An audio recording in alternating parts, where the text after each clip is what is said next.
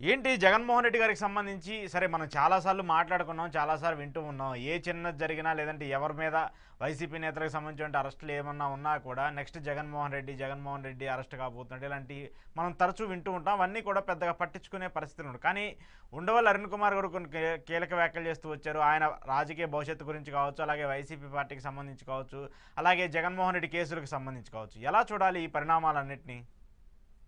అంటే ఉండవల్లి అరుణ్ కుమార్ గారి ఇంటర్వ్యూ నేను కూడా చూశాను.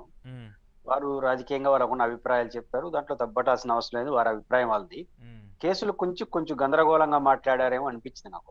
ఓకే. గందరగోళం ఏంటంటే కేసులు ఏమవచ్చు అనే దాని గురించిన కామెంట్ కానీ, ఉమ్, గతంలో అదే కేసుల పైన ఉండవల్లి అరుణ్ కుమార్ గారు చెప్పినటువంటి రీజన్ ఈ రెండు చూసినప్పుడు ఆ గందరగోళం నాకు కనపడింది. అంటే అడావుడిగా చెప్పేసి వెళ్ళిపోయారో నాకు తెలియదు. ఉమ్, బేసిక్ ఏంటంటే జగన్మోహన్ రెడ్డి గారు అరెస్ట్ అవుతారా, అరెస్ట్ కారా ఉమ్, అనే చర్చ నడుస్తుంది.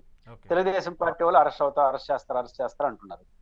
చంద్రబాబు నాయుడు గారిని గతంలో అరెస్ట్ చేసిన నేపథ్యంలో ఆ చంద్రబాబు నాయుడు గారి నాయకత్వంలోని ప్రభుత్వం ఇప్పుడు ఉంది కాబట్టి ఉమ్, రియాక్షన్స్ ఉండొచ్చా అనే చర్చ ఒకటి నడుస్తుంది, బలం చేకూరుస్తుంది.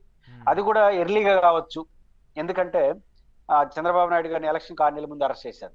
అవును. అది కొంత నెగిటివ్ అయింది కదా, కాబట్టి ఏదో ఎలక్షన్ 2 నెలల ముందుగానే ఆ పని పూర్తి అయిపోతే బాగుంటుంది అనుకుంటున్నారనే చర్చ కూడా ఒకటి నడుస్తా ఉంది. అవును. ఏది జరిగినా రెండు అంశాలు. ఒకటి, జగన్మోహన్ రెడ్డి గారు గతంలో ఉన్న కేసులు, సిబిఐ కేసులు, ఉమ్, కొత్తగా పెట్టే అవకాశం ఉన్నట్టు కేసులు. ఉమ్, ఈ రెండు వేరువేరుగా చూడాలి. ఉమ్, పాత కేసుల్లో అయితే నాకున్న అంచనా ప్రకారం ఉమ్, ఈ డిస్క్వాలిఫై కావడం, 2029 ఎన్నికల్లో ప్రభావం చూపడం అనేది జరుగుతుందని నేను అనుకోవట్లేదు. నాకున్న అంచనా ప్రకారం కోర్టులు చెప్పాలి. ఉమ్, రీజన్ ఏంటంటే ఎప్పుడు ఎన్నికల్లో పోటీ అర్హత ఉండదంటే ఆర్థిక నేరాలు ఇట్లాంటి కేసుల్లో 2 ఏళ్లు శిక్ష రుజువైన వాళ్ళు, ఉమ్, నేరం రుజువై 2 ఏళ్లు ఆ పైన శిక్ష పడిన వాళ్ళు ఉంటే ఎన్నికల్లో పోటీ చేయడానికి అనర్హులుగా ఉంటారు. ఓకే. ఇది చట్టం. ఉమ్, ఇప్పుడు జగన్మోహన్ రెడ్డి గారు ఆ పాత కేసులు రుజువు అయితే ఖచ్చితంగా 2 ఏళ్ల పైన శిక్ష పడతాయి. ఉమ్, దాంట్లో ఏం సందేహం లేదు. ఉమ్, పాయింట్ ఏంటంటే అసలు ఆ కేసు ఏమవుతుంది అనేది కదా తేలాలి. కేసు తేలకుండా శిక్ష పడితే అని ఊహాజనాలకు బాగుంది. ఉమ్, ఇప్పుడు మీరు స్టార్టింగ్ రిమార్క్స్ లో ప్రస్తావించినట్టు ప్రజెంట్ పాత కేసులు డిశ్చార్జ్ పిటిషన్ దశలో ఉన్నాయి ఉమ్, సిబిఐ కోర్టులో. ఉమ్, ఉమ్, డిశ్చార్జ్ పిటిషన్ మీన్స్ ఈ కేసులు నా పైన నేరం మోపబడడానికి అర్హత లేదు ఉమ్, కాబట్టి డిశ్చార్జ్ చేయండి అని. అంటే ఇప్పుడు సిబిఐ ఏం చేయాలి? డిశ్చార్జ్ పిటిషన్ డిస్క్వాలిఫై చేసుకొని ఉమ్, ఈ కేసు విచారణ అర్హత ఉంది అని ఉమ్, నిరూపించి కేసు విచారణ అర్హత ఒప్పించాలి ఉమ్, కోర్టుని. ఆ తర్వాత కేసు ట్రయల్స్ నడుస్తుంది. ఉమ్, అంటే సిబిఐలోనే 2 దశలు ఉన్నాయి. ఉమ్, ఇంకా సిబిఐ కోర్టు ఇచ్చే తీర్పు పైన హైకోర్టు ఉంటుంది, హైకోర్టు ఇచ్చే సుప్రీం కోర్టు ఉంటుంది. ఉమ్, కాబట్టి ఇవన్నీ ఉన్నాయి కాబట్టి ఏమి ఉమ్, జరిగినా జరగకపోయినా 29 ఎన్నికలలో ఏదో జరిగిపోతుందన్న అంచనాతో నేనైతే లేదు.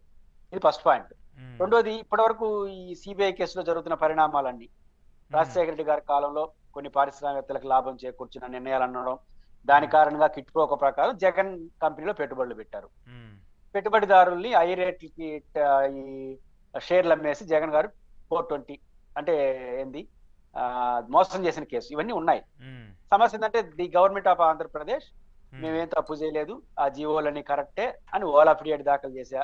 ఉమ్, ఈ పారిశ్రామికవేత్తలు మేము ఇష్టపూర్వకంగా కొనుక్కున్నాం, పైపెచ్చు అదనంగా అమ్ముకున్నాం షేర్లను కొంతమంది పెట్టారు. అవును.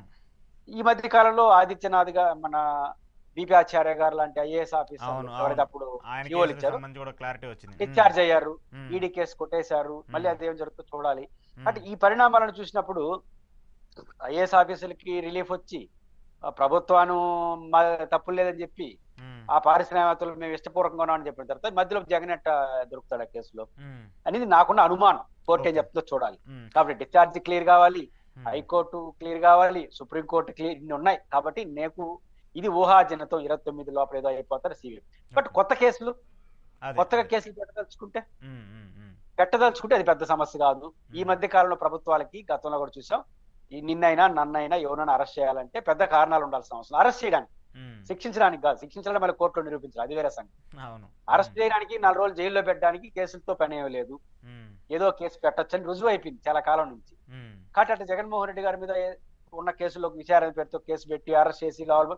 ఇవి నేను పెద్ద ఇక ప్రభుత్వం రిస్క్, ఉమ్, ప్రభుత్వం దీంట్లో ఎంత పొలిటికల్ స్టాండ్ తీసుకుంటుంది అనే దాన్ని బట్టి భవిష్యత్తు కేసుల్లో అరెస్ట్ కావడం కాకపోవడం ఉంటుంది.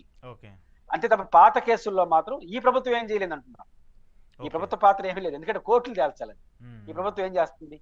ఏమైనా అదిగో చేయాలనుకున్నా తెలంగాణ కూడా అంటే ఇక్కడ ఒక పాయింట్, సరే ఇప్పుడు 2009 తర్వాత జగన్మోహన్ రెడ్డి మీద కేసులు పెట్టడము, అరెస్టులు జరగటం అవన్నీ కూడా మనం చూస్తూ వచ్చాము. ఒకవేళ చేయాలనుకుంటే 2014లో చంద్రబాబు నాయుడు ముఖ్యమంత్రి అయ్యాడు, 5 ఏళ్ల పాటు ఆయన ముఖ్యమంత్రిగా ఉన్నాడు, ఏమైనా చేయగలిగితే అప్పుడైనా చేసేవాళ్ళు కదా.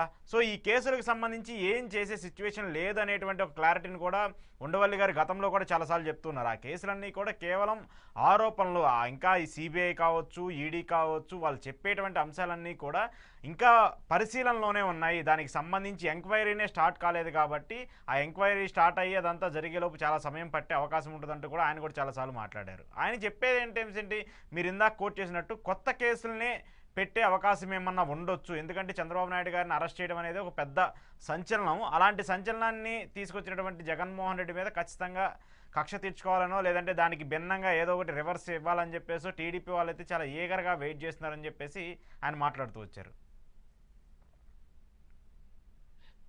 కొత్త కేసులు నేనే చెప్పాను కదా, కొత్త అరెస్ట్ చేయడం ఒక మనిషిని పెద్ద సమస్య కాదు ప్రభుత్వాలు అనుకుంటే. అయితే కొత్త కేసులు, ఇప్పుడు పాత కేసులు ఇప్పుడు 20 ఏళ్ళు అవుతుంది, 15 ఏళ్ళు అవుతుంది ఇది సిబిఐ కేసులు. ఇంతవరకు డిశ్చార్జ్ పిటిషన్ స్థాయి దాట్లా. ఇప్పుడు కొత్త కేసులు పెట్టిన దాని పరిస్థితులు కూడా అదే కదా. ఒక 4 ఏళ్ళు 5 ఏళ్ళు పడుతుంది కదా కేసే. ఎఫ్ఐఆర్ నమోదు, ఇప్పుడు చంద్రబాబు గారి పైన కేసు ఎప్పుడు పెట్టారు, ఇప్పటికి 1 year 2 years కావస్తా ఉంది. ఇప్పటి వరకు ఎఫ్ఐఆర్ నమోదు కాల. ఎఫ్ఐఆర్ నమోదు చేసేది నాకు తెలియదు, అది నడుస్తుంది. కానీ ఎఫ్ఐఆర్ నమోదు కావాలి,